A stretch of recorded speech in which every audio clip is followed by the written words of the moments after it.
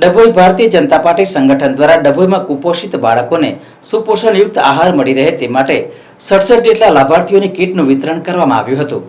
યશસ્વી વડાપ્રધાન નરેન્દ્રભાઈ મોદીના જન્મદિવસ નિમિત્તે ભારતીય જનતા પાર્ટી દ્વારા 15 દિવસ સેવા પખવાડિયાનું આયોજન કરવામાં આવ્યું છે।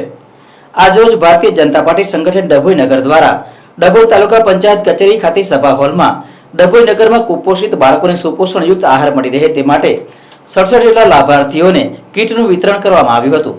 આ પ્રસંગે શહેર પ્રમુખ દીક્ષિતભાઈ દવે, મહામંત્રી કિરીટભાઈ વસાવા, મહામંત્રી હિરેનભાઈ શાહ, નગરપાલિકા પ્રમુખ બીરેન શાહ, જિલ્લા મહામંત્રી ડોક્ટર બીજે બ્રહ્મભટ્ટ, શશિકાંત પટેલ સહિત ભારતીય જનતા પાર્ટીના સંગઠનના આગેવાનો મોટી સંખ્યામાં ઉપસ્થિત રહ્યા હતા। નગરમાં કુપોષિત બાળકોની સંખ્યામાં ઘટાડો થાય અને દરેક બાળકને સુપોષણયુક્ત આહાર મળી રહે તે હેતુ સાથે આ કાર્યક્રમનું આયોજન કરવામાં આવ્યું હતું। 17મી સપ્ટેમ્બર દેશના યશસ્વી વડાપ્રધાન નરેન્દ્ર મોદીજીનો જન્મદિવસ હોય। ભારતીય જનતા પાર્ટી રાષ્ટ્રીય કક્ષાએથી 15 દિવસ પખવાડિયાનો જે કાર્યક્રમ ચાલી રહ્યા છે, રોજ નવા કાર્યક્રમ અંતર્ગત સમાજના કુપોષિત બાળકોની બી ચિંતા કરીને ભારતીય જનતા પાર્ટી દ્વારા એમના જન્મદિવસ નિમિત્તે જે સુપોષણ કીટ આજે ડભોઈ નગરમાં ભારતીય જનતા પાર્ટી દ્વારા કુલ 67 લાભાર્થીઓને આજે આપવામાં આવી હતી।